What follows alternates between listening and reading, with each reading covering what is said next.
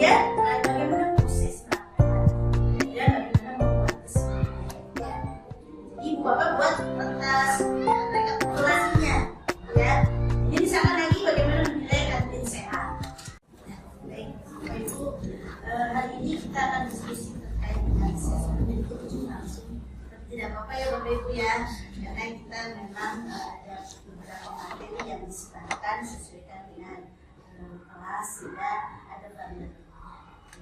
Perkenalkan, nama saya ada Siti Fasanua. Saya kebetulan basicnya adalah matematika. Tapi masuk. Saya kebetulan ikatan dinas jadi tidak tes CPNS. Ikatan dinas dulu kan dari IKIP Bandung. Ada beberapa beasiswa, kemudian ngambil ikatan dinas atau ikatan dinas itu ternyata tidak tes CPNS, jadi langsung. Nah, kebetulan S1 matematika ditempatkan di matematika.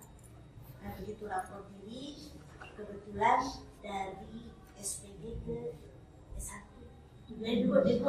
Jadi dari SPG itu dilebur ke D2, sehingga di PGSD kurang dosen matematik, sehingga saya di PGSD.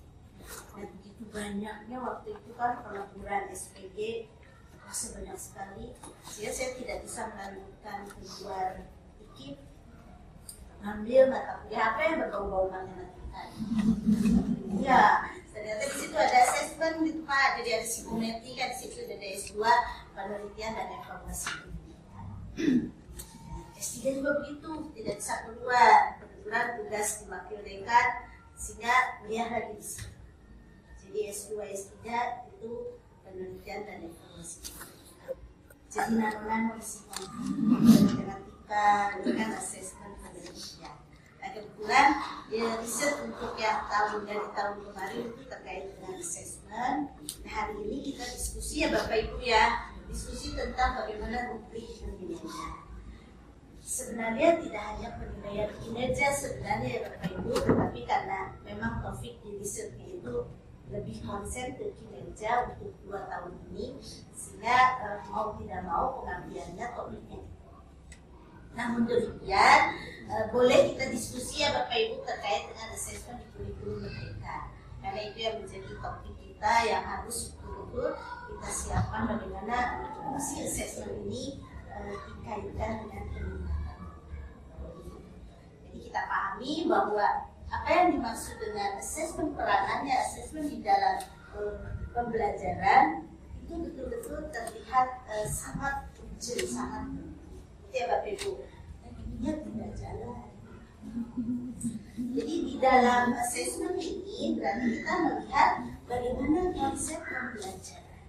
Jadi kalau Ibu Bapak kita lihat kembali tentang proses pembelajaran, tentu kita berbicara antara raw input kemudian sampai kepada output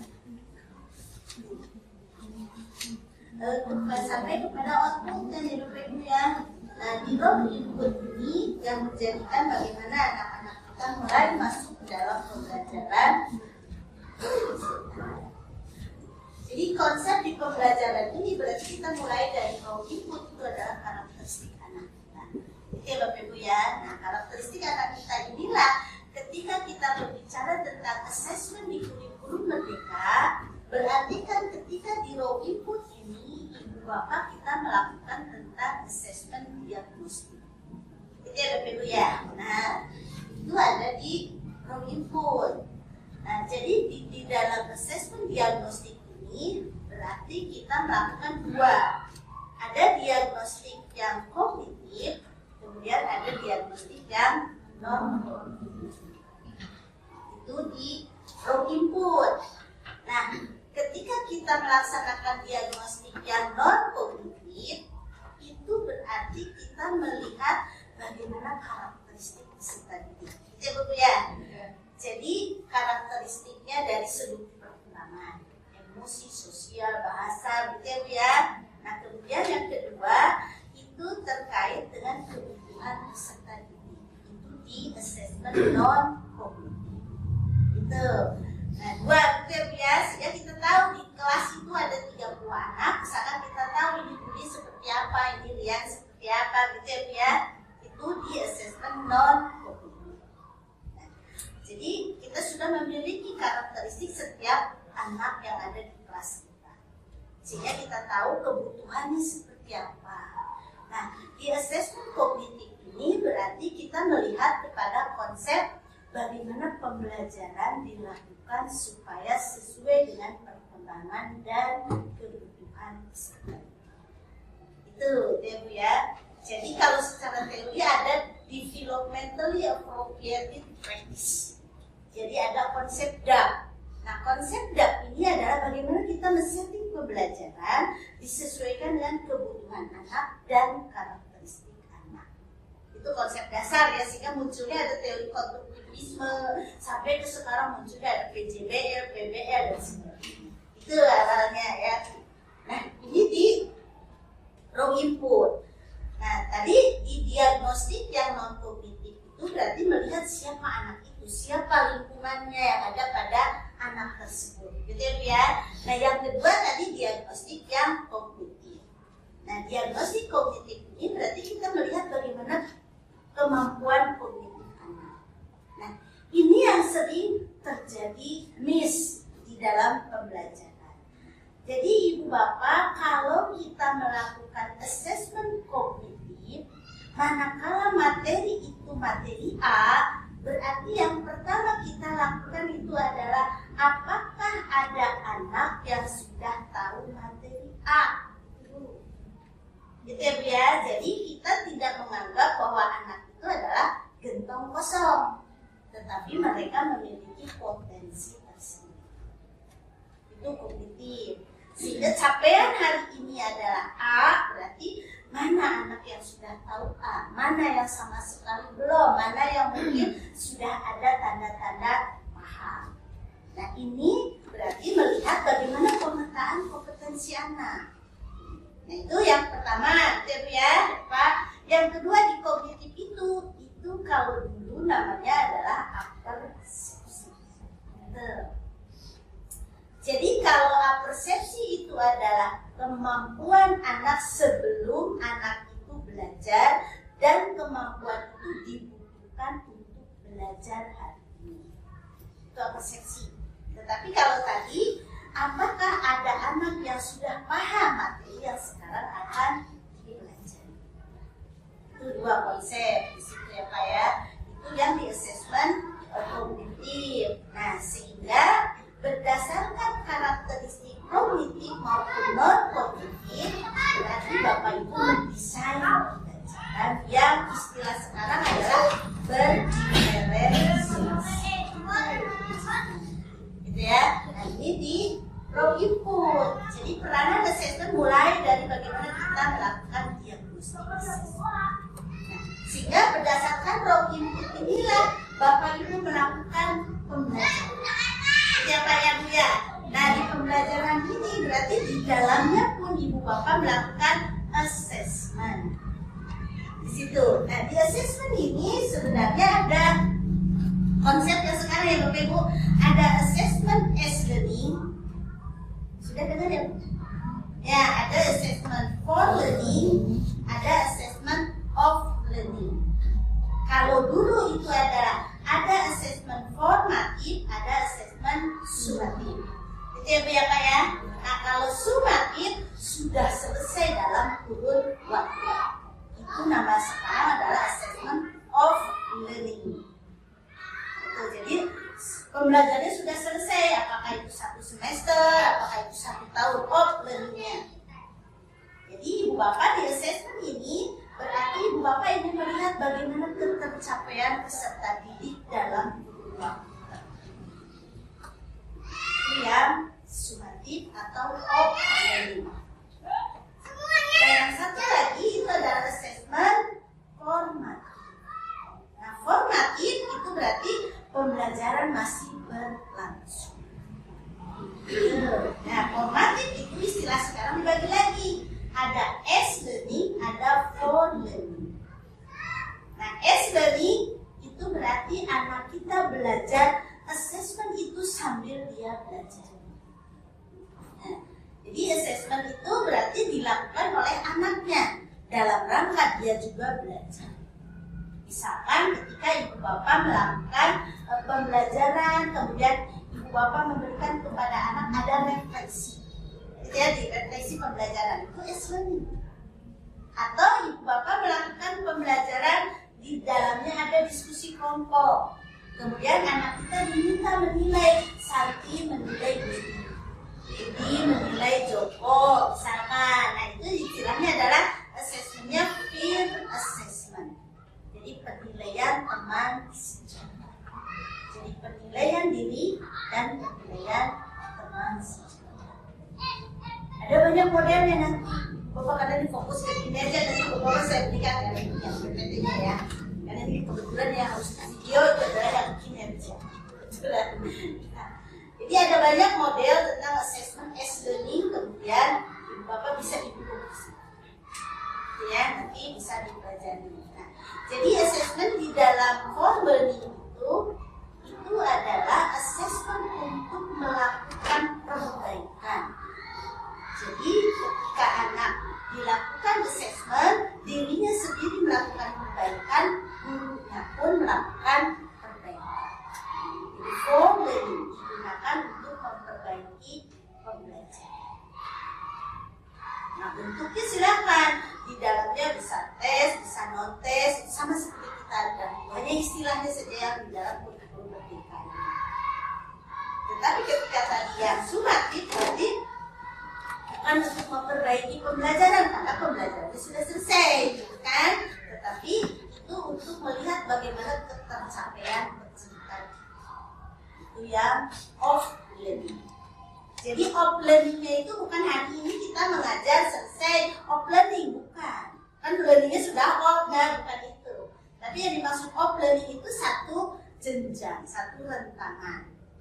Jadi satu semester atau 1 tahun untuk ada laporan bagaimana progres anak selama kurun waktu. Itu ya Bu ya. Itu dilakukan di dalam proses. Sehingga ketika dari hasil proses ini, dari hasil assessment di proses ini berarti kan kita mendapatkan output anak kita seperti apa. Itu ya Bu ya. Yang tadinya di inputnya itu seperti apa, setelah digodok di pembelajaran menjadi seperti apa. Itu yang dikonsep bahwa assessment ini dilakukan untuk melakukan di feedback pembelajaran. Jadi bagaimana hasil assessment itu dimanfaatkan untuk memperbaiki anaknya, untuk memperbaiki pembelajaran dan untuk memperbaiki gurunya di dalam melakukan tugas seperti itu. Itu peranannya. Jadi betapa pentingnya ini assessment di dalam pembelajaran itu yang harus kita sama-sama perhatikan dan jadi kuncinya itu ibu bapak kalau yang konsep baru ketika ibu bapak melakukan analisis kurikulum kemudian di situ ada CP kan Bu ya. Nah ini hati-hati di CP ini yang membuat nanti jangan sampai salah kaprah karena CP itu gelondongan kan Pak. Bagaimana menafsirkan gelondongan itu betul-betul harus duduk bersama antara kelas 1 sampai dengan kelas 3. Sehingga ada pemilahan ini kelas 1, ini kelas 2 dan seterusnya. Yang nanti dibunyikan ke dalam indikator, gitu kan Pak ya. Nah, di dalam indikator inilah yang Bapak konsepnya sama dengan kemarin lagi harus higher order thinking, gitu kan Pak ya. Nah, berarti nanti pembelajaran seperti apa untuk nanti mencapai higher order thinking. Mungkin Pak Taufik akan memberikan bagaimana action pembelajaran. Ya, saya di assessment ini.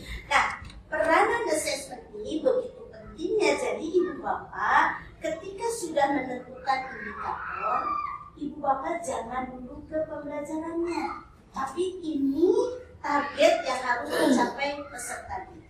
Alat ukurnya apa? Jadi ke assessment dulu.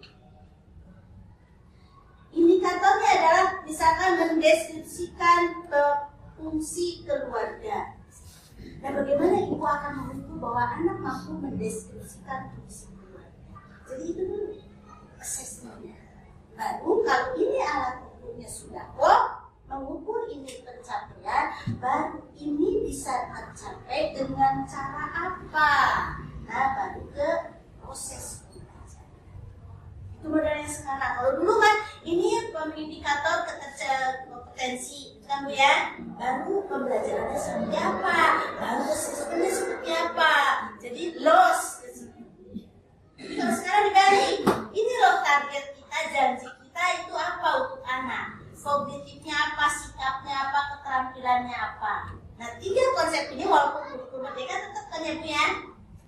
pengetahuan, sikap, keterampilan. Ini 3.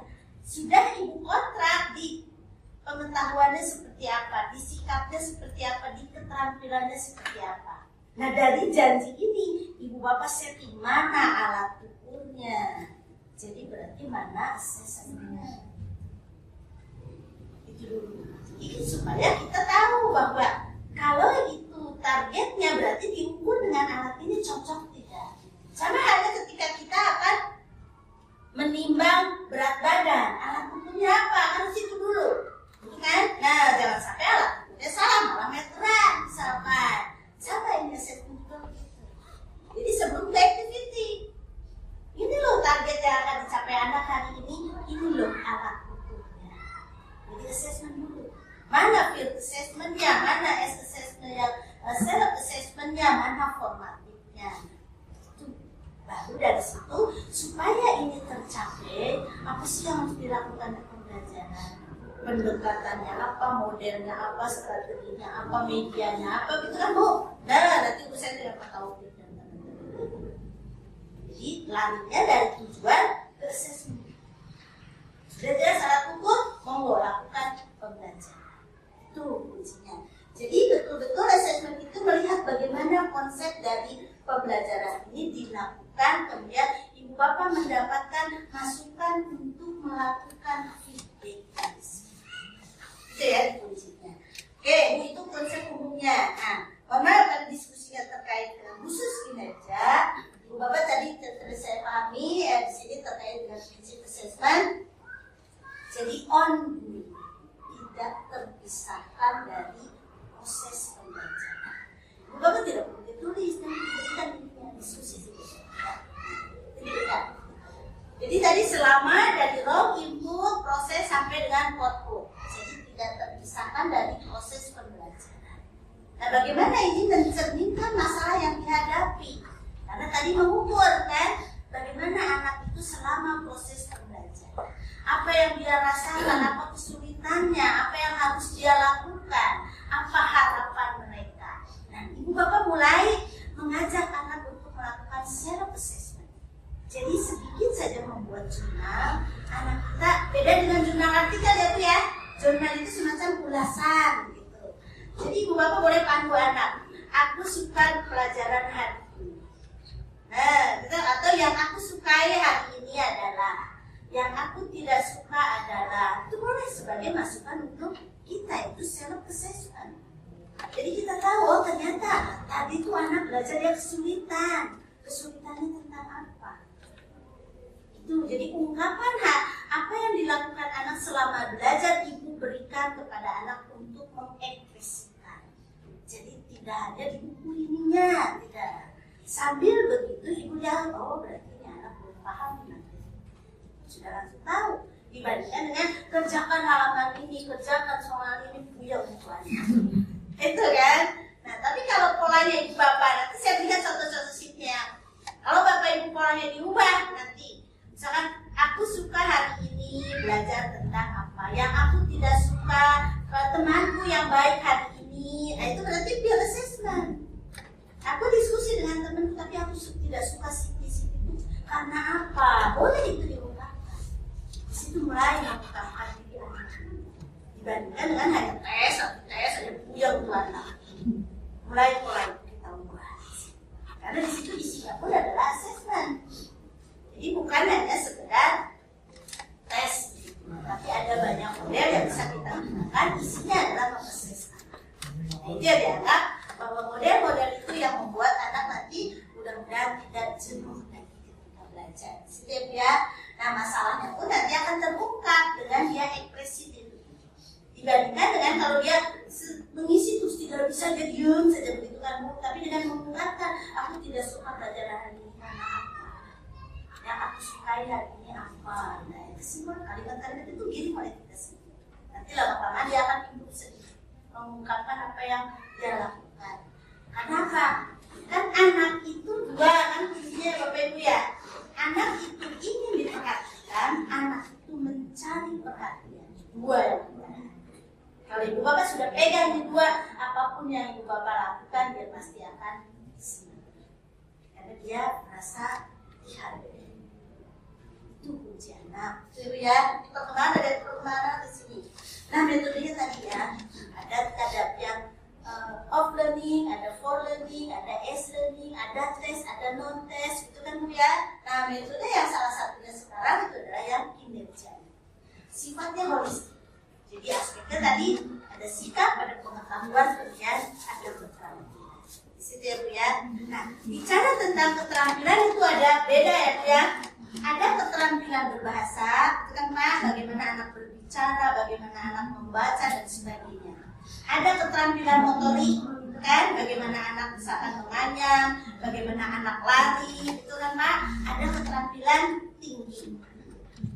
Jadi 3 model keterampilan.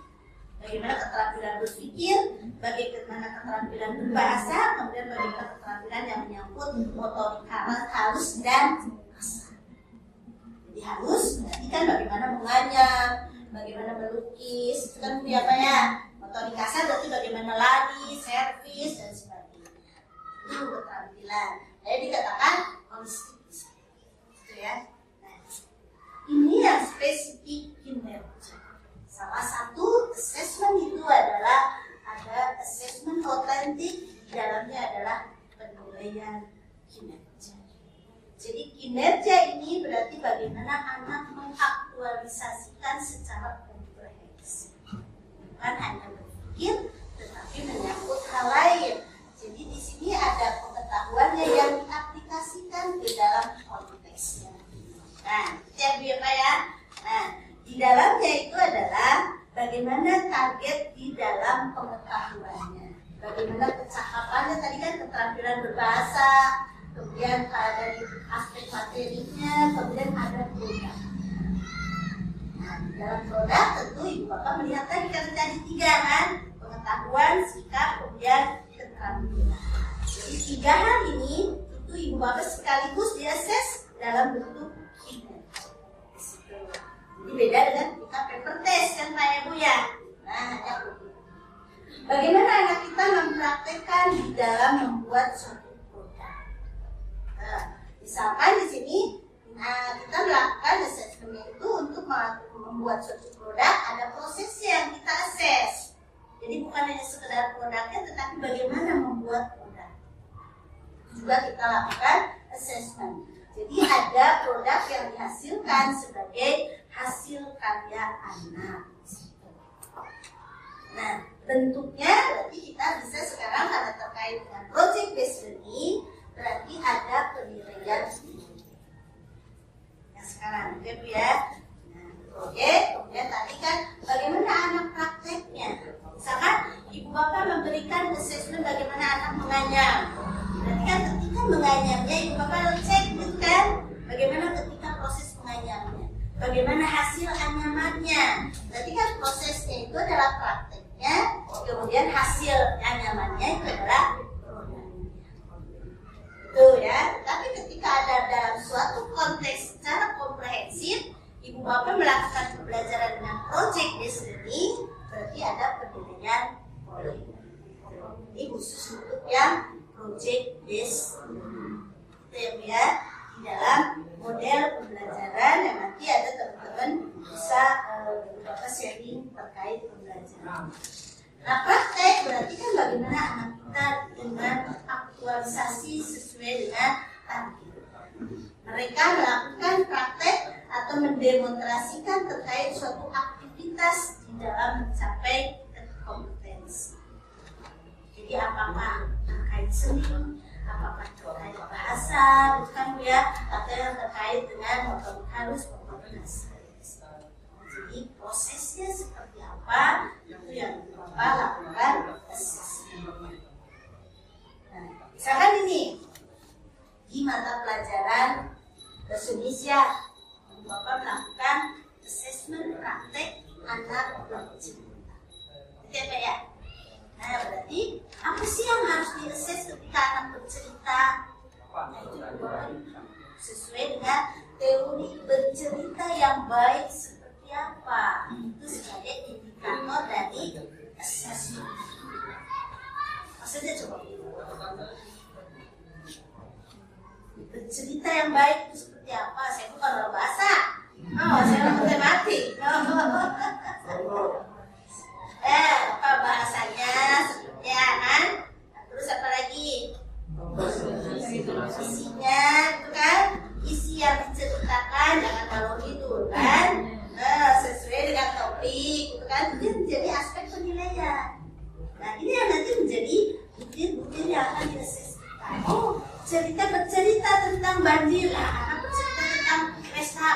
misalkan Agustusan kan gak nyambung. Itu kan Bu, isi ceritanya. Kemudian tadi bahasanya kan, dan kemarin ada banjir, ibu lari-lari, begitu bercerita. Dan berarti ada ekspresi, kan? Ekspresi, intonasi, kan ya? Nah, itu aspek itu yang ibu bapak rinci ketika anak akan di-assess. Itu yang nanti kita giring menjadi rubrik nantinya. Nah, ketika bercerita, berarti aspek apa sih yang harus diukur ketika anak di-assess? Nah, misalkan matematika mengukur panjang benda dan mengukur panjang meja, misalkan bagaimana dia menentukan alat ukurnya kan, bagaimana memulainya kan Bu ya. Nah, itu yang proses. Jadi activity apa saja sih yang akan diukur ketika anak nanti mampu mengukur panjang benda? Nah, ini yang kunci. Misalkan lagi di IPS membuat peta satu negara Asia. Negara Asia itu apa saja? Kan cuma ini negara-negara. Tapi kalau membuat peta, apa yang akan nilai? Apa yang akan Bapak nilai? Misalkan ada anak membuat peta di peta Indonesia, di peta Thailand. Beda lagi kan ketika ada anak terus gambar-gambarnya macam-macam. Beda kan Pak? Nah, itu yang Ibu rinci, Bapak rinci. Apa saja sih yang akan dijadikan poin-poin di dalam melakukan penilaian? Tuh, dan misalkan membuat latihan harus dilakukan. Bapak Ibu kan super, mata pelajarannya kan semua, ya kan? Kalau saya kan yang matematik, begitu Pak.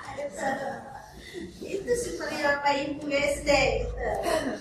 Saya nyerah tuh, mungkin Pak Taufik hanya IPS ya Pak Taufik. Saya dulu guru SD Bu. Mengaku kita jadi. Oke, jadi ada langsung saja mungkin ya kalau ada pertanyaan. Biar itu agak fokus materi-materinya. Jika ada pertanyaan langsung ya Pak ya. Biar cepat, supaya tidak bingung lagi. Mau sampai sini ada pertanyaan? Ada yang bingung? Kalau tidak ada, alhamdulillah. Oke, sekarang udah dulu. Jadi berarti kan prakteknya, prosesnya, gitu ya. Nah, sekarang produk. Berarti Ibu melihat bagaimana kualitas dari. Ini terkait dengan bagaimana komponen-komponen dari produk yang harus dihasilkan anak. Gitu ya. Jadi aspeknya apa saja harus Bapak rinci. Misalkan bahasa Indonesia membuat karangan. Berarti kan Ibu Bapak menilainya tidak ketika anak membuatnya tidak begini kan Pak, tapi karangannya seperti apa. Itu kan Bu ya. Nah, jadi indikatornya apa saja sih ketika Ibu Bapak akan mengukur anak membuat karangan? Karangan yang baik itu seperti apa? Kan itu idealnya. Nah, itu yang menjadi alat ukur. Komponen-komponen idealnya. Misalkan matematika membuat sudut. Nah, bagaimana anak membuat sudut atau mengukur sudut, gitu kan? Nah, sudut berapa? Pak, misalkan membuat alat sederhana. PKM membuat laporan pengamalan sila Pancasila. Terus seperti apa sih indikator yang harus diukur dari target itu? Jadi produknya yang Ibu Bapak assess atau lakukan penilaian. Yang terakhir, ketika Ibu Bapak melakukan pembelajaran berbasis project. Jadi project based learning. Berarti assessmentnya adalah secara spesifik dari bagaimana Ibu Bapak melakukan pembelajaran dengan project based learning, itu penilaian project. Ini lebih kompleks, gitu ya. Nah, di sini berarti bagaimana penugasan itu harus diselesaikan anak-anak dalam kurun waktu tertentu. Ini berarti ada aspek bagaimana anak itu melakukan perencanaannya. Itu harus di-assess. Jadi bukan hanya produknya, tetapi ketika ini satu kelompok 3 orang, kemudian Ibu Bapak berikan tugas proyek tertentu. Bagaimana mereka melakukan diskusi untuk membuat perencanaan. Itu dinilai oleh kita. Jadi ya, dan bagaimana pengukuran datanya, bagaimana proses melakukannya. Tuh, bagaimana analisis, bagaimana hasilnya, bagaimana laporannya. Itu harus di-assess. Jadi lebih komprehensif, satu rangkaian. Itu yang punya Pak ya. Nah, kita lihat misalkan di bahasa Indonesia, Ibu Bapak melakukan penugasan proyek ini, melakukan wawancara. Itu ya Pak ya, anak kita ditugaskan melakukan wawancara sesuai dengan profesi. Misalkan kelompok 1 profesi guru, kelompok 2 profesi misalkan tukang kebun, kelompok 3 misalkan dokter dan sebagainya. Itu ya Pak ya. Nah, kelompok 3 apa yang mereka akan rencanakan? Kita kan tidak menugaskan, kelompok ini nanti wawancara ke Pak Andi, tidak begitu kan Bu. Silakan mereka siapkan. Apa yang akan mereka kerjasamanya itu di dalam menentukan siapa yang akan diwawancara, kapan melakukan wawancaranya, betul kan Bu ya? Nah, apa saja nanti aku atau kelompok kita menanyakan kepada guru tersebut, itu direncanakan, itu kita hargai. Dari situ pasti anak itu sudah terlihat aktualisasi, betul ya? Itu di misalkan bahasa Indonesia. Jadi setelah mereka diskusi sepakat, berarti kan Ibu Bapak di dalam melakukan tadi kegiatan itu Ibu Bapak melihat ini anak diskusinya seperti apa, menyepakati rencananya. Ya Pak, apakah ada anak yang tidak mau tahu? Apakah ada anak yang memonopoli? Itu kan Pak. Nah itu karakter lagi jadi bahan assessment. Jadi kondisi anak untuk melakukan diskusi di dalam merencanakan seperti apa. Setelah setuju, besok kita wawancara. Ibu Bapak cek ke sana, kan anaknya seperti apa mereka diskusi. Kalau tidak memungkinkan Ibu Bapak melihat lagi di situ peran field assessment. Mereka wawancara sore hari, kita tidak tahu apakah benar mereka wawancara. Ibu Bapak bisa cek assessment di field assessment. Bagaimana mereka mengungkapkan kejadian kemarin itu seperti apa? Itu field assessment. Jadi kita tahu, karena kan tidak akan tahu, Ani menilai Budi tidak akan tahu. Cerita nanti kemarin itu kami melakukan ini, tetapi Budi tidak datang karena Budi kemarin tidur, tidak bangun ketika dijemput ke sekolahnya, ke rumahnya misalnya. Jadi kita tahu, ternyata kemarin Budi tidak datang. Kenapa? Tanggung jawab Budi seperti apa? Itu Ibu Bapak bisa dapat dari peer assessment. Kita tidak mungkin kan mereka wawancara datang ini kelompok ini, tidak mungkin kan Bu. Nah itu di prosesnya. Jadi ketika pengumpulan data di situ kan, nah begitu mereka sudah wawancara, apa yang dilakukan mereka, bagaimana mereka mengungkapkan hasilnya. Nah itu Ibu Bapak assessment. Sehingga nanti bagaimana produknya, laporannya seperti apa. Nah itu menjadi satu rangkaian utuh, bukan hanya di perencanaan tetapi prosesnya, kemudian bagaimana diskusi hasil, bagaimana sampai ke laporan. Misalkan lagi di matematika menemukan rumus luas lingkaran, bagaimana luas lingkaran itu dari mana mereka dapatkan, apa yang mereka lakukan untuk mendapatkan luas lingkaran. Maka mereka tidak bisa. Zaman sekarang kan sudah IT lah, apalah gitu kan. Apa yang mereka rencanakan? Itu di luar itu Ibu Bapak bakal akan kaget. Ternyata anak bisa ya. Itulah di situ. Jadi berikan keleluasaan anak untuk mereka melakukan improvisasi. Itu dibandingkan dengan tugas lagi, disuruh lagi mengerjakan PR itu ini dan sebagainya, boring mereka. Boring mereka Bu ya. Nah, misalkan lagi yang lain monggo banyak. Ini topiknya. Nah sekarang ini topik yang sekarang. Rubrik itu berarti menjadi posisi penting ketika Ibu Bapak membuat instrumen penilaian. Jadi kalau tadi Ibu Bapak akan melakukannya dengan cara apa, gitu kan? Sekarang alat ukurnya apa? Nah itu yang dikatakan instrumen assessment atau instrumen penilaian. Nah di instrumen penilaian ketika Ibu Bapak akan melakukan analisis hasil dari peserta didik, kan kalau Ibu Bapak melakukan assessmentnya dalam bentuk tes, kan ada tes objektif, itu kan Pak ya Bu ya, benar atau salah kan objektif. Kemudian ada instrumen yang tesnya yang non objektif. Jadi uraian, itu kan? Nah, ketika uraian itulah ibu bapak harus membuat kalau tes. Jadi kalau ibu bapak misalkan di matematika ibu bapak membuat anak-anak itu diases terkait soal cerita, ya kan? Budi melakukan bla bla bla bla bla bla, kan? Berapakah misalkan keuntungan Budi dalam 1 minggu? Kan dari situ tidak boleh untungnya sekian rupiah, tidak boleh begitu kan Bu? Harus ada diketahui, gitu kan? Ditanyakan. Nah, bagaimana rangkaian jawaban itulah yang dijawab dengan. Jadi rubrik ini merupakan pedoman bagaimana ibu bapak melakukan assessment.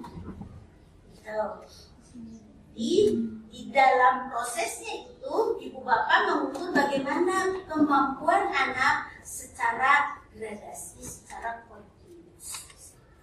Itu di konsep kalau ibu bapak tadi melakukan assessmentnya dalam bentuk tes uraian. Misalkan di IPS, ibu bapak anak kita diminta untuk menjelaskan, kan ibu bapak pasti jawabannya itu anak akan bla bla bla bla bla bla gitu kan Pak. Nah itu harus dibuatkan guideline-nya.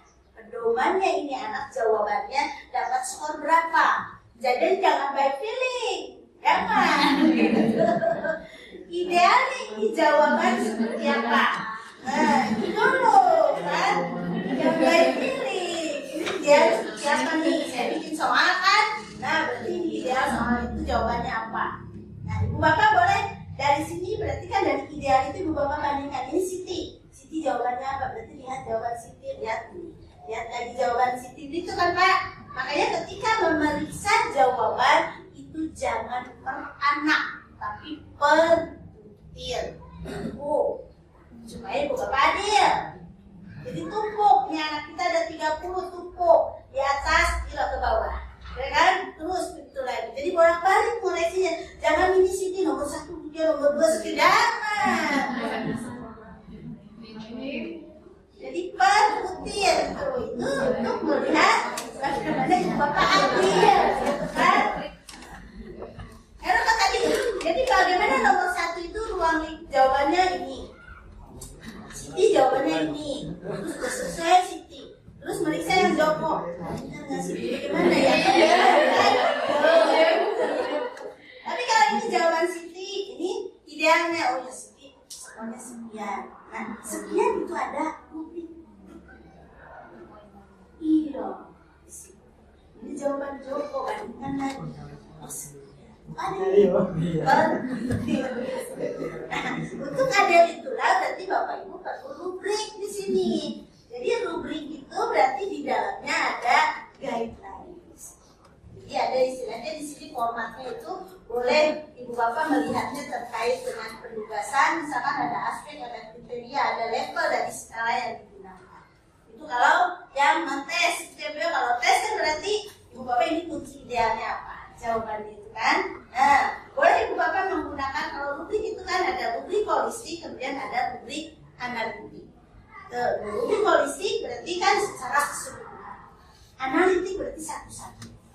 Jadi kalau holistik berarti ini idealnya berarti skor 100. Nah, Ibu Bapak boleh menggunakan skala 4, berarti 100% ini. Nah, sesuai ideal. Siapa ya? Nah, 75% berarti skornya 3. 100% skornya 4, misalkan itu. Jadi Ibu bisa menimbang, ini loh kualitas jawaban Siti. Ini idealnya, oh ini baru 30%. Kan Bu ya, ini masuk ke skala berapa? Oh ini Joko, ini masuk ke 75%, berarti skornya berapa? Jadi penilaian supaya objektif, adil Bapak Ibu. Dan puyeng juga kitanya di situ. Nah, pedoman ya, jadi pedoman bagaimana Ibu Bapak untuk melakukan assessment. Di sini berarti kalau kita bicara tentang rubrik yang non-tes, nah seperti tadi yang khusus kinerja, berarti Bapak Ibu melihat lagi bagaimana komponen dari aspek-aspek atau istilahnya ada dimensi, ada komponen, ada ruang lingkup, atau ada karakteristik itu istilahnya silahkan, bergantung kepada apa yang diassess. Kemudian ada kriteria yang katakan idealnya tadi, kriteria yang harus dicapai terkait dengan objek yang diassess. Kemudian ada level skala. Jadi akhirnya itu nanti ke angka dulu, akhirnya itu ya. Ini di konsepnya. Nah, format yang kedua, di sini bisa melihat lagi ada terkait dengan komponen, kemudian kriteria, ada rentang skor yang menjadi gambaran penilaian. Ibu Bapak sekarang membuatnya. Jadi ketika Ibu Bapak akan membuat assessment, kemudian Ibu Bapak di situ dilengkapi dengan bukti, berarti di sini lihat dulu aspek penting yang akan dinilai. Jadi berarti kriterianya, ya Pak ya. Nah, kemudian kita melihat lagi bagaimana ketiga hal itu melihat kepada urutan aspek yang pentingnya seperti apa. Jadi boleh bergradasi kalau memang indikatornya itu ada gradasi yang harus menjadi rentang semua. Ya Pak ya. Nah, ya bagaimana ketiga aspek-aspek itu dapat diukur, tetapi tidak membuat Ibu Bapak bingung. Artinya lebih sederhana, ya. Kemudian ada bobot. Itu yang dikatakan tadi ada rubrik holistik, kemudian ada rubrik analitik. Nanti kita lihat contohnya.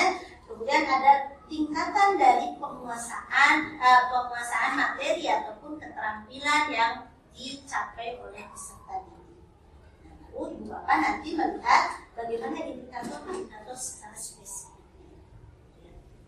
Kita melihat pada penilaian kinerjanya tadi kan ada holistik dan sebagainya untuk teori ini. Nah, oke, itu satu contoh.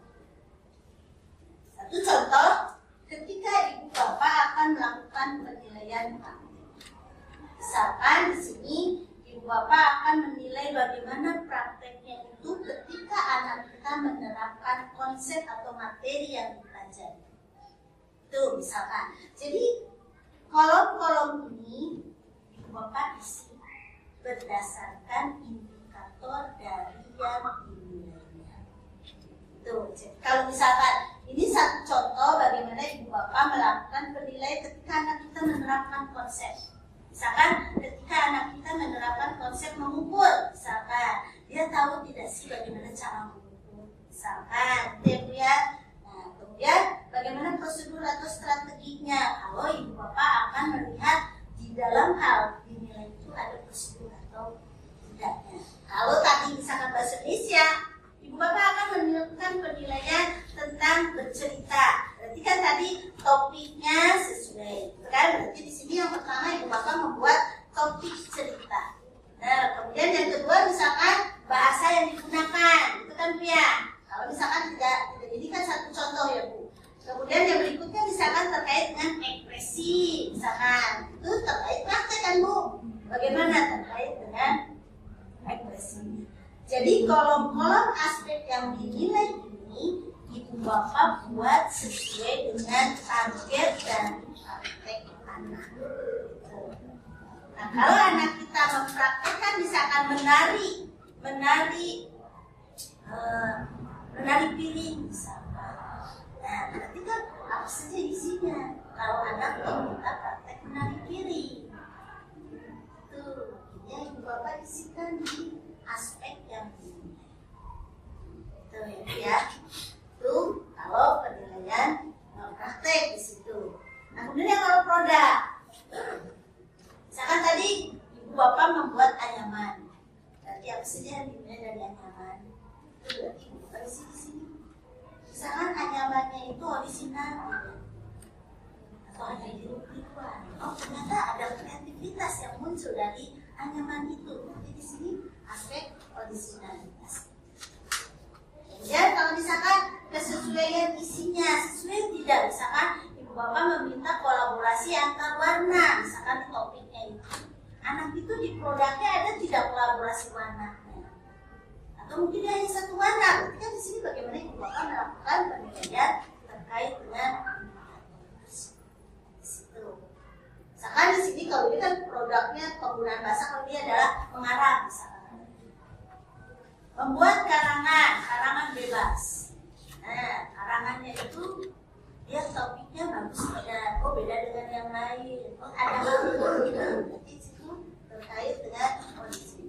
Isi karangannya, topiknya adalah topik misalkan terkait dengan penanganan korupsi.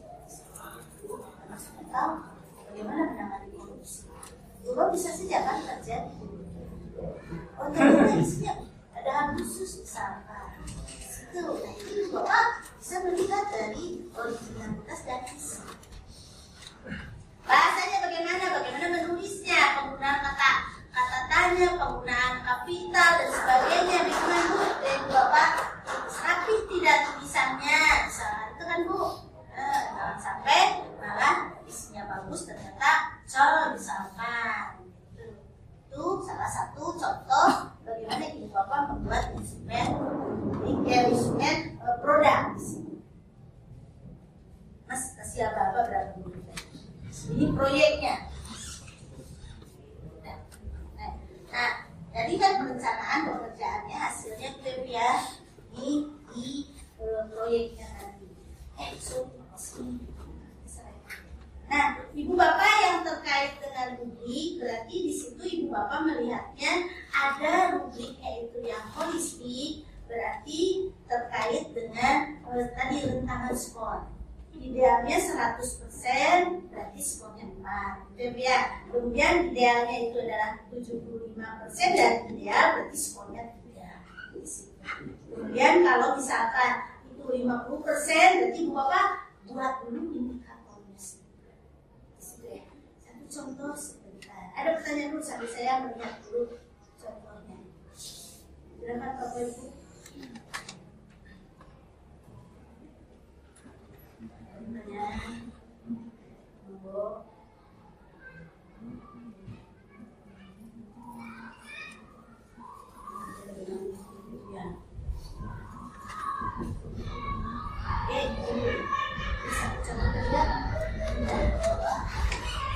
Ini satu contoh misalkan menilai kemampuan menyelesaikan soal.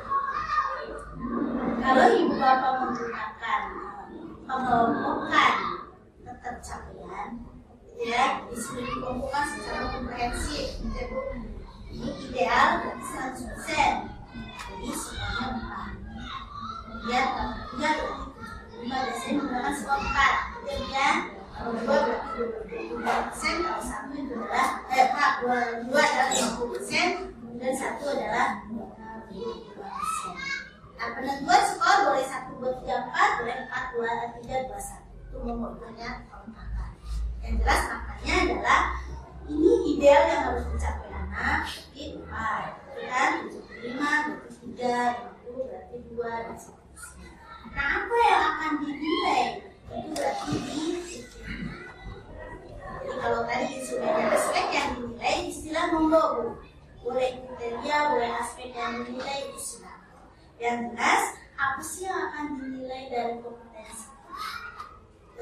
Kalau ini dalam menyelesaikan soal cerita, berarti bagaimana anak memahami masalah. Ya, artinya ada satu cerita bla bla bla bla bla, dia tahu tidak siapa yang diketahui. Itu kan Pak? Nah, berarti di situ apa yang ditanyakan. Jadi masalah yang ada di dalam konteks cerita itu dipahami anak tidak. Itu berarti indikator memahami masalah. Ya, kemudian itu diapakan? Kalau bahasa kita kan, itu soal diapakan. Jawabannya diapakan. Jadi kita menemukan pemecahan masalahnya. Kemudian, bagaimana proses melakukannya? Kemudian bagaimana membuat kesimpulan. Ya. Jadi Ibu Bapak buat rekapitulasinya. Ya. Ini misalkan lagi bagaimana menilai kantin sehat. Di aspek apa saja yang harus dinilai anak. Nah, sekarang yang analitik. Kalau tadi secara komprehensif, kalau ini analitik. Ada soal bla bla bla bla bla diketahui jawabannya. Bapak jangan ajarkan anak hanya soal jawaban akhir. Diketahui, ditanyakan, jawab. Itu thinking anak akan berproses. bapak bisa tahu bagaimana kelemahan anak. Itu Pak ya. Nah, ketika anak menjawab ini ideal jawaban. Ada anak Budi namanya, ini benar. A4 dapat skor 1. Ini benar, dapat skor 1. Ditanyakan yang benar, dapat skor 2. Terus berikutnya benar. Tiba-tiba ini 90. Berapa skor anak? Ini hilang kan? Jadi ini skor anak. Berarti anak itu dapat skor 9. Karena dia ada salah di akhir. Itu Pak. Jangan bunuh anak, jawaban bunuh anak. Ibu, kalau kata itu jawaban anaknya langsung benar itu apa jawaban anaknya? Dari mana dia? Makanya di dalam penilaian itu ada penilaian proses, ada penilaian akhirnya kan. Dan ini yang kita harus lihat. Jadi jangan tiba-tiba sebenarnya dari mana dia, kiri kanan apa bisikan dari mana gitu kan. Itu yang dikatakan bagaimana berproses itu ya Pak. Untuk penentuan usia kan kalau sekelas anak dasar dengan SMP mungkin menganalisanya kan beda ya. Misalkan jawaban anak itu jawabannya 40, anak itu langsung 40 aja tanpa membuat proses. Itu terjadi kenapa? Kita tidak mengajarkan ini, gitu kan? Proses ini harus karena tinggi itu yang kita lihat. Tuh ya, jadi biasakan anak. Ibu bapak bikin saja template-nya atau jadi anak mulai mengisi. Biasa Pak. Jangan segel saja sederhana. Gimana? Kan bisa terjadi seperti ini kan? Dia coret-coretan dia udah benar. Kok tiba-tiba ditulis dia 90. Kasihan kan dia salah gitu kan. Kayak prosesnya menghitung pakai jari. Kalau di kertas kan gini. Ya. Tapi yang bagaimana? Dia langsung ketemu Proses, berjalan proses. Sama ada misalkan tadi, bagaimana kan buatlah perencanaan penanganan banjir. Bapak kan tahu kan seperti apa sih ideal penanganan banjir? Ditulis kan bla bla bla bla bla bla. Nah, bisa tidak menulisnya seperti anak? Sulit. Kalau menggunakan ini kan sulit. Berarti Bapak harus menggunakan yang pola ini. Itu penentuannya Bapak Ibu. Kalau ibu bapak tidak mengukur anak proses tingginya, berarti ibu bapak menggunakan yang salah. Tetapi kalau dibutuhkan itu proses tingginya, berarti bapak ibu menggunakan scoring ini. Jadi anak itu terlihat, oh dia tidak misalkan di sini dia berarti hilang ini kan, yang hilang ini. Ya sini lagi B, ya benar. Nah, ini 96. Ya benar. Di situ kan, yang salah ada itu. Dia udah tahu rumusnya, ya kan? Tapi tidak teliti. Oh ternyata dia lupa itu. Kalau setengah kali 4 itu 2. Itu Pak. Jangan jadi paham. Karena kata ibu bapak kata tadi pentingnya asesmen di dalam pembelajaran itu bagaimana asesmen itu dijadikan alat untuk motivasi belajar. Itu kuncinya. Nah, kan tadi dihargai kan, aku salahnya cuma ini loh 20 bangga ternyata ya Pak, aku salahnya ini nulis gitu kan, bisa terjadi. Tapi dia paham bagaimana rumusnya, bagaimana itu mengukurnya dan sebagainya.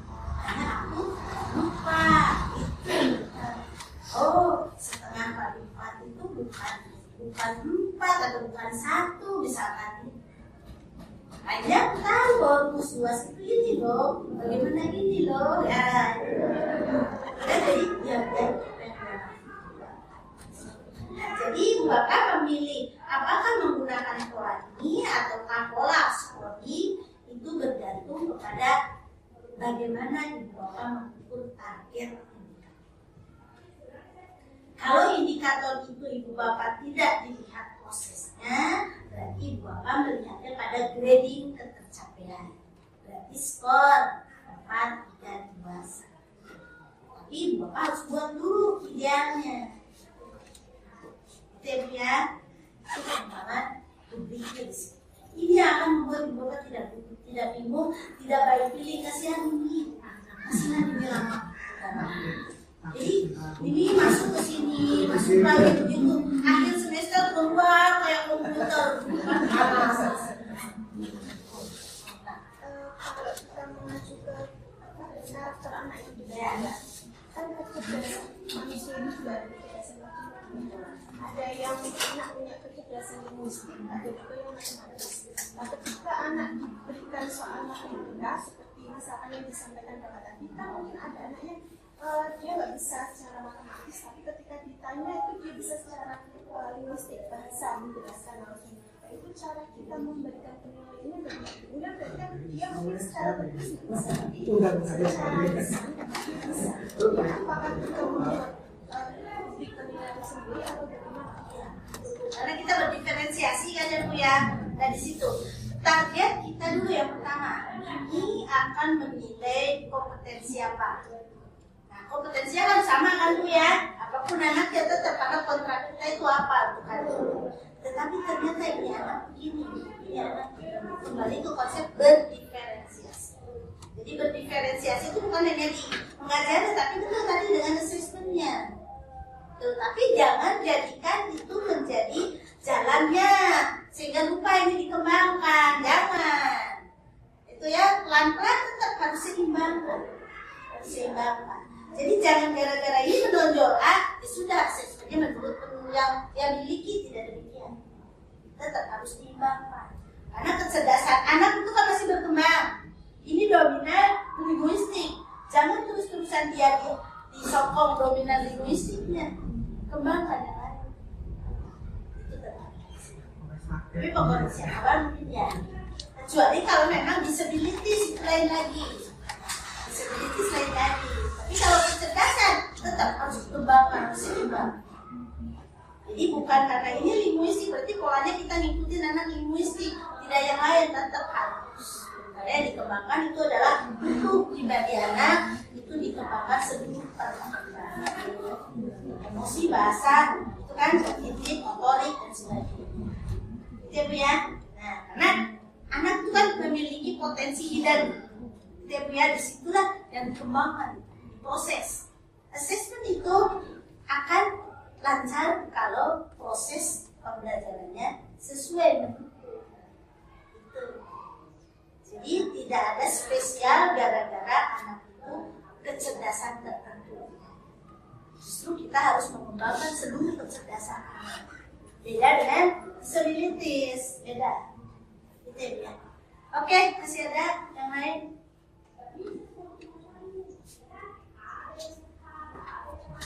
Bingung?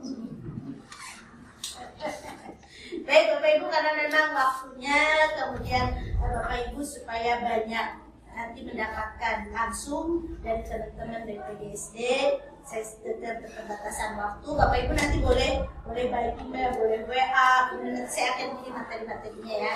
Karena memang kompleks terkait assessment, nanti saya akan kirim. Digi Drive mungkin disatukan nanti ya dengan teman-teman lain sehingga Ibu Bapak tinggal lihat Digi Drive-nya itu ya Bapak Ibu. Jadi pertemuan yang singkat ini mudah-mudahan menjadi pendorong Bapak Ibu untuk terus berkolaborasi dengan kami. Ya Bu ya, karena kami hanya bicara tentang teoritis di kampus, tidak langsung bisa mendapatkan realnya permasalahan di lapangan. Jadi ketemu beginilah yang kita dapatkan, apa sih yang harus disetting, apa yang harus dikolaborasikan dengan Bapak Ibu. Jadi jangan Bapak Ibu repot sendiri karena sudah ditugaskan super mata pelajaran, Ibu Bapak bisa ganti. Itu salah satunya dengan kami PGSD, dengan senang hati nanti kolaborasi.